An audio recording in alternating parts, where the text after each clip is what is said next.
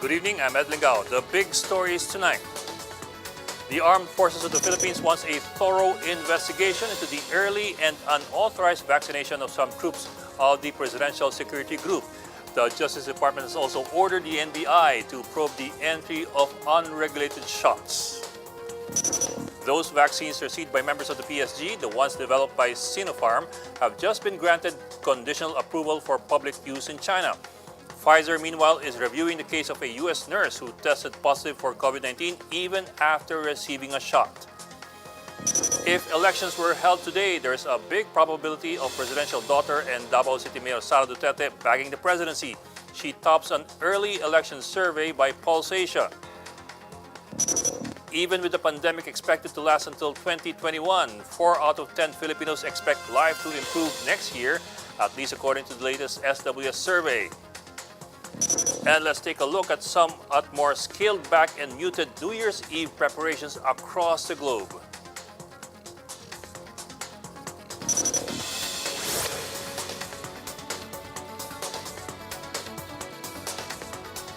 We begin tonight with the Armed Forces ordering an investigation into the unauthorized vaccinations of some members of the Presidential Security Group, or the PSG. Armed Forces spokesman Edgar Arevalo says Chief of Staff Gilbert Gapay wants a thorough probe into the matter, although he maintains that the AFP is not privy to the procurement and administration of the shots. Earlier today, Justice Secretary Minado Guevara ordered the NBI to look into the issue. He clarifies that it is a general instruction and not limited to the early vaccination of the PSG troops. Senator Franklin Drilon wants the Committee of the Whole to summon the PSG commander, General Jesus Durante. Drilon says the PSG chief should also explain to lawmakers the controversial vaccination of his staff. The senator is also accusing Durante of deliberately withholding details about the unauthorized immunizations. The Senate Committee of the Whole is set to start its hearing on the country's vaccination plan in January. With almost everybody washing their hands of the controversial and illegal vaccinations, it looks like the PSG is going to be left holding the bag. To talk about this, we bring in One News Defense Editor Manny Mogato. Manny, let's start with the military leadership claiming that they know nothing of these vaccinations of the PSG. Now, how is this possible? What exactly is the relationship of the PSG with the AFP? Good evening, Ed. The PSG is a unit under the Armed Forces of the Philippines, and it should obey the chain of command, which emanates from the President, the Defense Secretary, the Chief of Staff, the Army Commander, and then the PSG Commander. It's just part of the AFP, so it must obey the military chain of command, and there is a discipline involved here that probably the PSG has violated an article of war by breaking from the chain of command. Yes, but Manny, Because the military does not move or act without an order from their superiors. okay, to that point, Manny, is it correct to say that the PSG cannot do anything without authorization from the armed forces leadership? That's right, Ed.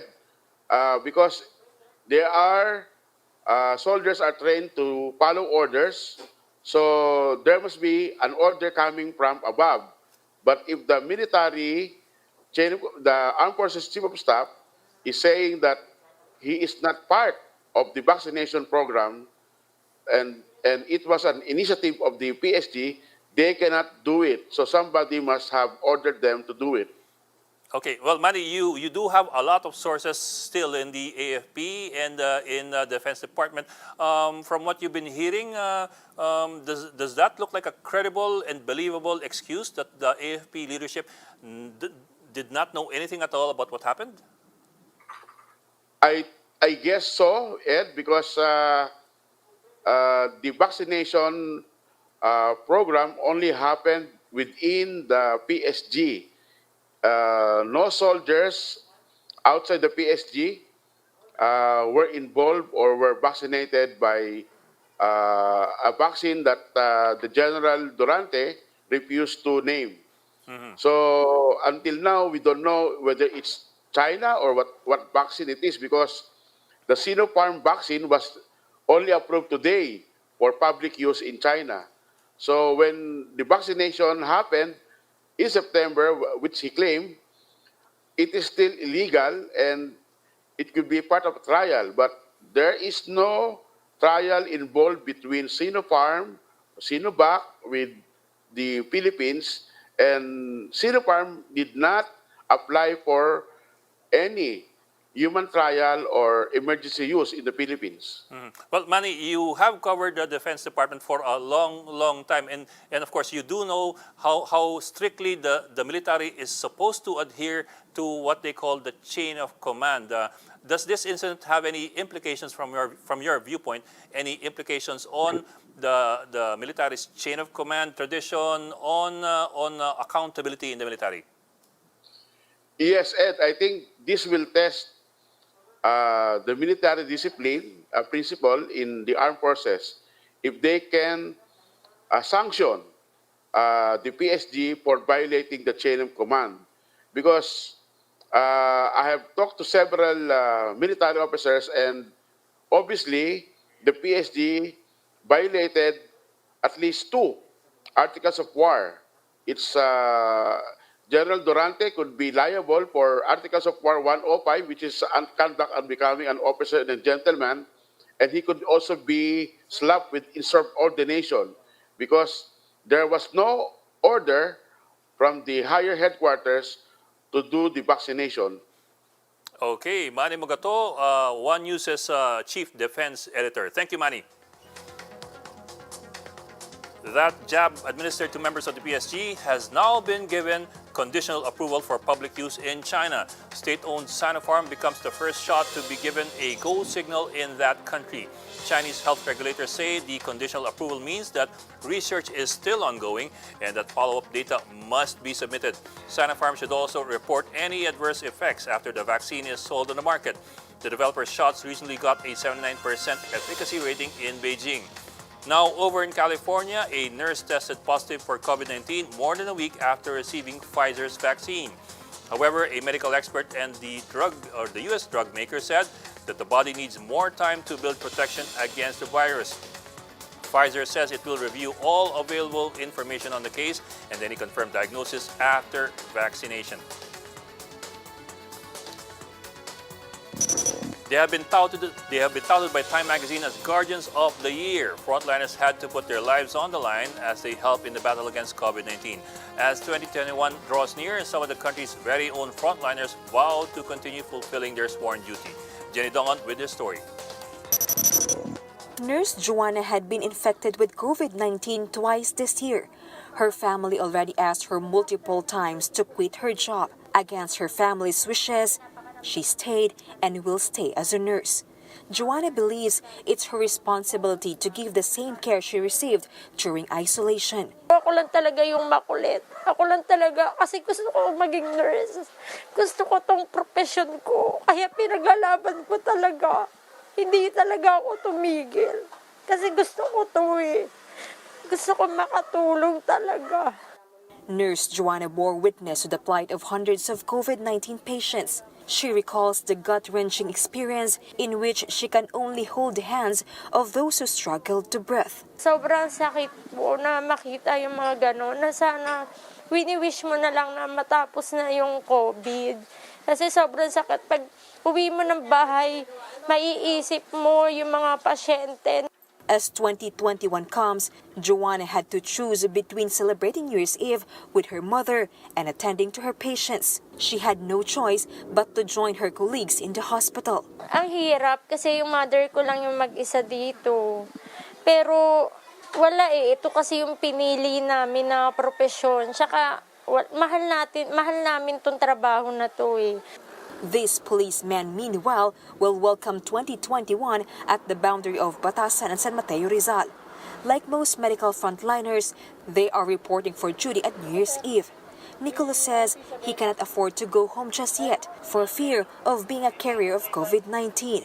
Hindi na lang po ako uuwi kasi hindi ko masabi sa sarili ko kahit sinabi natin nagpa-swab test tayo, nakalimit lang naman din po kasi na may hanggang 1 linggo, 3 araw lang po ang yung ano niya po, magiging yung test ng swab test kasi nakalimit lang naman eh. Kaya mas mabuti nag-stay na lang po ako sa aking boarding house. As some soldiers are reported to have been vaccinated already, Nicholas hopes that mass inoculation begins soon. Joanna has more fervent wish than vaccine for everybody. Sana sa lahat ng nurses, kung maitaas ang mga sahod kasi hindi naman biro yung trabaho namin. She also hopes the government will soon prioritize medical frontliners like her. For News 5, Jenny Dongon, We Are One News. We will go for a quick break when the big story returns.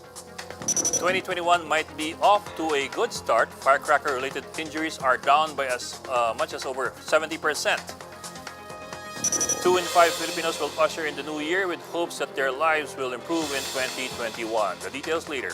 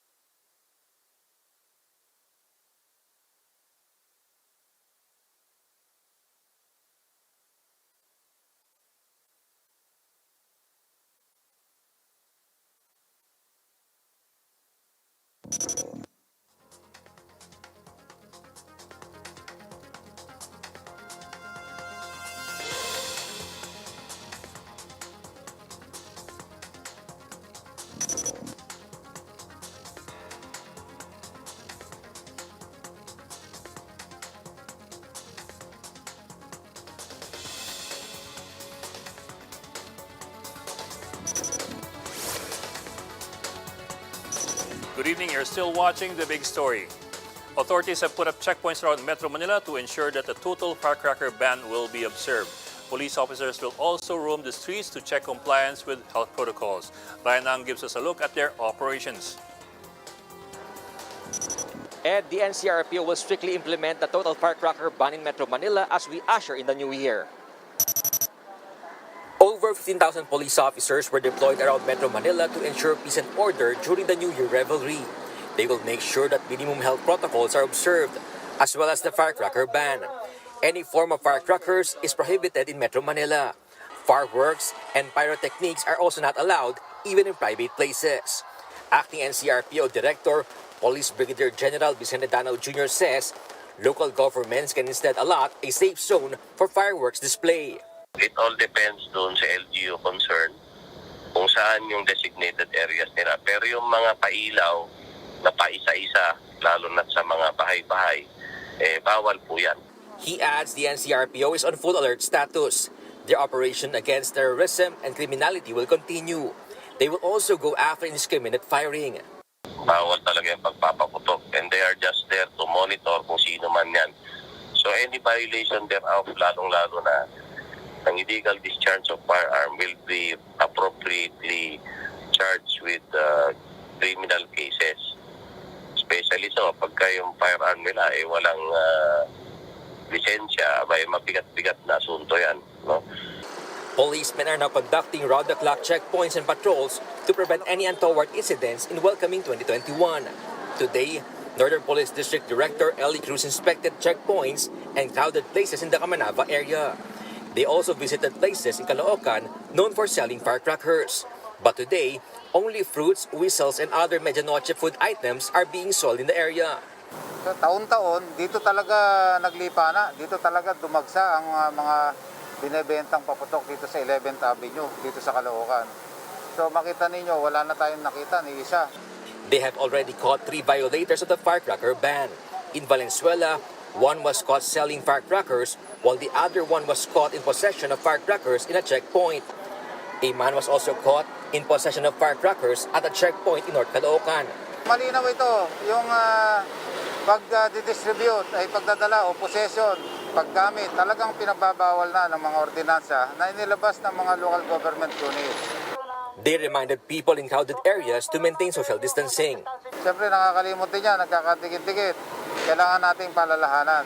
So mahalaga sa atin na sumunod sa mga protocols na pinapatupad ng gobyerno. And the PNP, together with the AFP, BFP, Coast Guard, and LGUs, will do round-the-clock monitoring and patrolling to make sure that the celebration will be safe, peaceful, and orderly.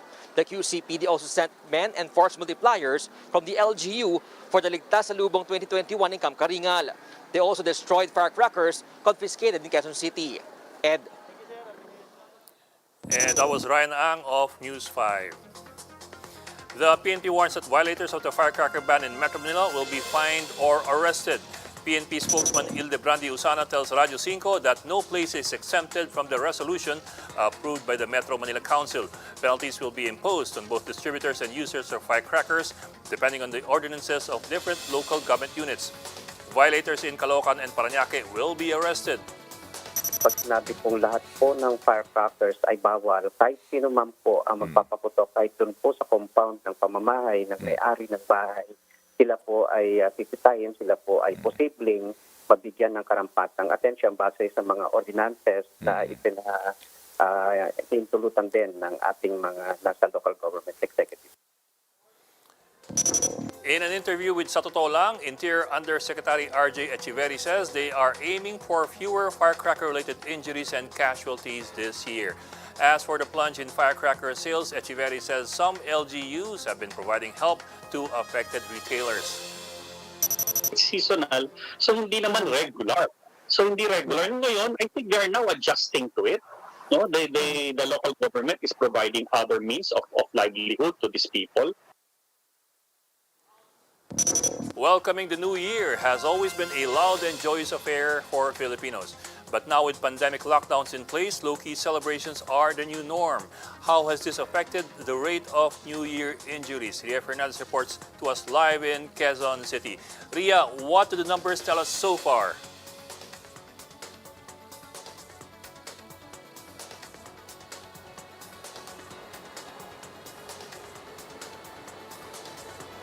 Ed, some good news so far to welcome 2021. Injuries saw a huge drop this year. Ahead of the New Year's Day celebrations, the government has appealed to the public to welcome 2021 in the safest way possible. But despite the lower cases of injuries, the hospitals are still on full alert. Unlike in previous years, a seemingly calm Jose R. Reyes Memorial Medical Center in Manila welcomed our news team this New Year's Eve. There has been no record of firecracker-related injuries in the infirmary since December 21st. This is also the case at the Quirino Memorial Medical Center in Quezon City. The East Avenue Medical Center in QC, on the other hand, recorded only one case of firecracker injury. All these facilities have strict systems in place to respond to firecracker victims with the threat of COVID-19 still present. At the Jose Reyes Memorial Hospital, only moderate and severe cases will be admitted. Meanwhile, patients suspected of carrying the virus will immediately be separated and will undergo RT-PCR tests. Minor injuries lang, but they are positive. They will be referred to the temporary treatment and monitoring facilities or ating quarantine. For those with injuries and severe injuries, undergoing operation, they will go to the admission and be part and will undergo the necessary procedures. At the East Avenue Medical Center, 3 emergency rooms have been opened, easily segregate COVID-19 and non-COVID patients. The Quirino Memorial Hospital also opened its newly built emergency room should there be an unexpected surge in New Year injuries. During his inspection, Health Secretary Francisco Duque III says he is satisfied with the preparations in place. The Health Department recorded 16 cases of firecracker-related injuries nationwide, the highest of which were reported in the capital region. Secretary Duque says he is happy with a huge drop in injuries, which was 77% lower than last year. We all should all pray that it will rain tonight so that our healthcare workers, even if they're here, they will not be overstressed, they will not be overstretched, okay? And that kahit na ba paano, makapagpahinga naman dahil taon-taon na lang po ito.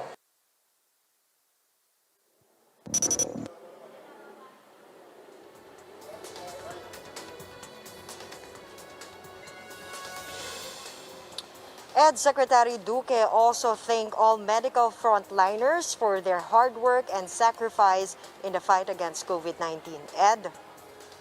Ria Fernandez reporting live from Quezon City. And these are the other big stories tonight. After a rough 2020, more Filipinos are optimistic that their lives will improve in 2021, according to the latest SWS survey.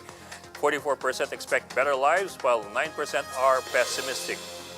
36% of the respondents believe that nothing will change in 2021. 11% had no answer. The Health Department has clarified that the United States is not yet part of the travel ban on countries with a new COVID-19 variant. This after Palace spokesman Harry Roque announced Wednesday night that the U.S. was included in the travel order. The DOH says it is still closely coordinating with the World Health Organization and the U.S. International Health Regulations focal point. The agency reiterates that travelers from countries not covered by the ban must strictly finish a full 14-day quarantine. And the Kuwait criminal court sentenced to death the woman who murdered Filipino domestic helper Jeneline Villavende. Her husband, meanwhile, was sentenced to 4 years in prison for the cover-up. In a tweet, Foreign Affairs Secretary Teddy Locsin quoted Kuwaiti lawyer Shika Fauzia Al-Saba as saying that the court's decision was fair and in accordance with the law of Sharia. Villavende was tortured to death in December last year. We will go for a quick break when the big story returns. Davao City Mayor Sara Duterte tops a pulse-aided survey for presidential bets in the 2022 elections. And with the pandemic still around, let's see how countries across the world are preparing to usher in 2021. More details next.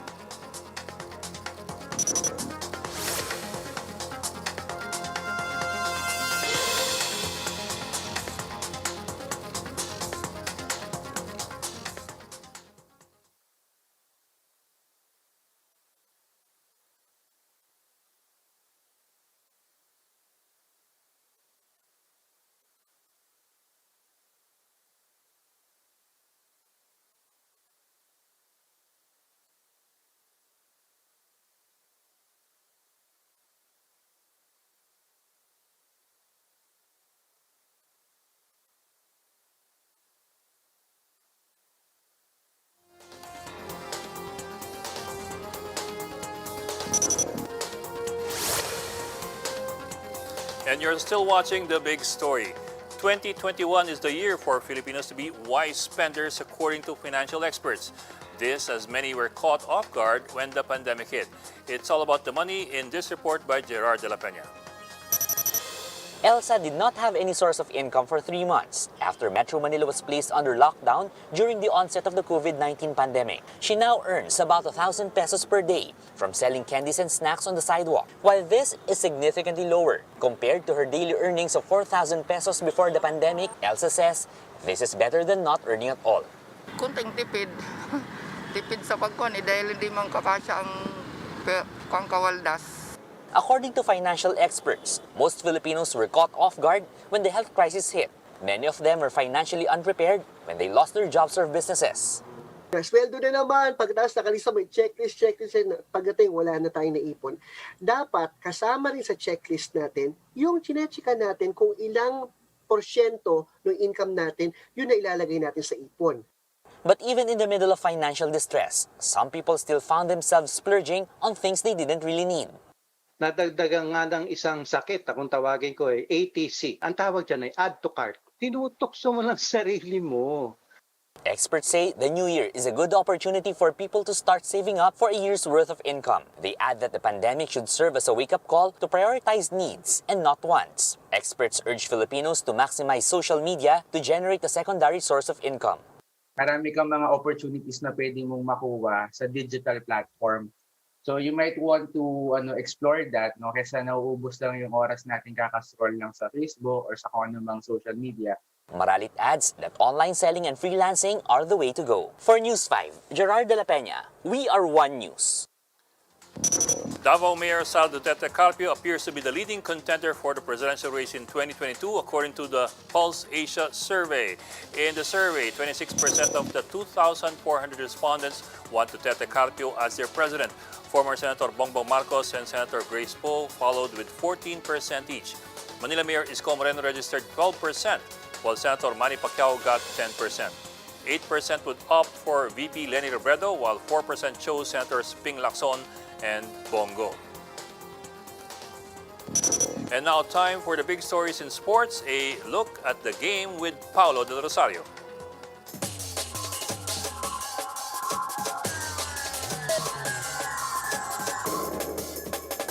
Jack Daniel Animam is no stranger to representing the country on the women's basketball court. In this holiday season, she is busy in action for the Xiqin University Tigers in Taiwan. In an interview with The Game, Animam shares the challenges that come with playing away from home, especially during the holidays. Yung coping mechanism ko dito, syempre, pagkatapos ng training, uwi. Unlike pag sa Pilipinas, pagkatapos ng training, tara, kain tayo dito, tara, alis tayo, dito. So, uwi ka, so, tawag ako sa family ko, ganyan, tawag ako sa friends ko, ganon, and TikTok, tapos, yan, Instagram stories, yan, parang mini vlogs, ganyan, mini talks, para just to keep me sane here, na hindi ko masyadong ma-feel na malayo ako sa family ko, na wala ako sa Pilipinas, and yeah, watching our games, past games in YouTube, ganyan, like, nakakamiss yung Team Pilipinas and Team NU. Catch more of our interview with Jack Daniel Animam later at 9:30 p.m. only here on One News and One Sports Plus. That's the latest in the world of sports. My name is Paulo Del Rosario, and this has been The Game.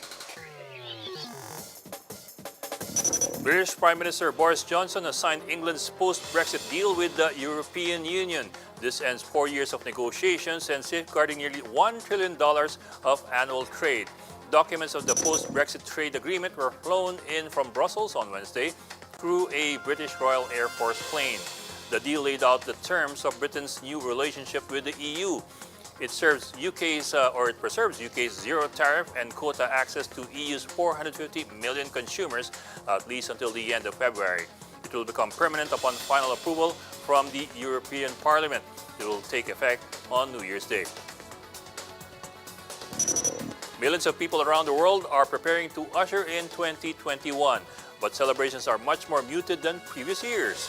In New York, the city will welcome the new year with the traditional Waterford crystal ball drop over Times Square. But because of the pandemic, the celebration will be a scaled-back virtual event. And over in Scotland, a captivating drone swarm display lit up the skies as part of Edinburgh's New Year Hogmanay Festival. Over in France, where curfews are in place, citizens just plan to feast on gourmet food while inside their homes. Most Parisians have brought foie gras, truffles, and pâté for their celebrations at home. And that wraps up the big story, not just for today, but for the entire 2020. In behalf of the entire team behind the big story and One News, thank you for joining us throughout the year. Catch us again tomorrow or next year, January 1st at 8 p.m. on Signal Channels 8 and 250. Please like our Facebook page, One News. For more in-depth analysis, visit their webpage, onenews.ph. I'm Ed Lingao. We are One News. Have a prosperous and happy New Year, everybody.